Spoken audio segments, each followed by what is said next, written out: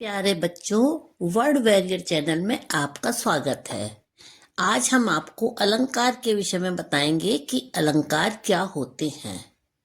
परिभाषा: अलंकार शब्द अलम और कार से मिलकर बना है, जिसका अर्थ है काव्य को सजाने संवारने वाले आभूषण जैसे तत्व। अलम का अर्थ होता है शोभा और कार का अर्थ होता है करने वाला, अर्थात शोभा बढ़ाने वाले तत्व अलंकार कहलाते हैं। ये शब्दों या अर्थों के विशेष प्रयोग से रचना में सौंदर्य, चमत्कार और आकर्षण उत्पन्न करते हैं। शब्दों के माध्यम से या फिर उसका अर्थ निकालकर उसके माध्यम से रचना में सौंदर्य और चमत्कार आता है। इसके दो मुख्य भेद होते हैं। पहला शब्दालंकार।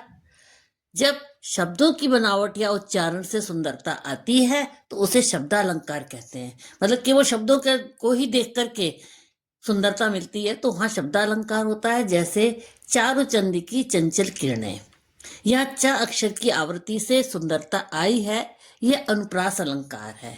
अब यहाँ देख रहे हैं चा वर्ड की आवृत्ति बार बार हुई है, इसीलिए यहाँ पर अनुप्रास अलंकार है। अर्थालंकार: जब शब्दों के अर्थ से सुंदरता आती है तो उसे अर्थालंकार कहते हैं। अर्थात जब शब्दों का अर्थ निकाल लिया जाता है, जो भाव निकालते हैं उसके द्वारा जो सुंदरता मिलती है वहां अर्थालंकार होता है। उदाहरण: चरण कमल बंदो हरिराई।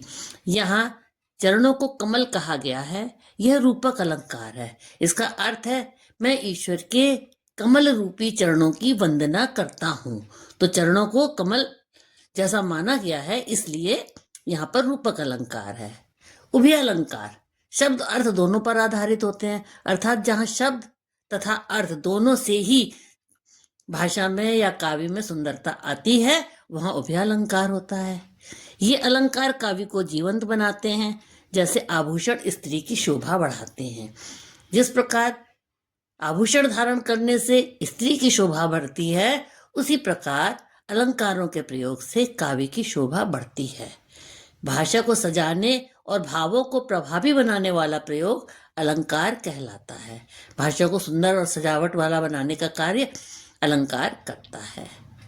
धन्यवाद।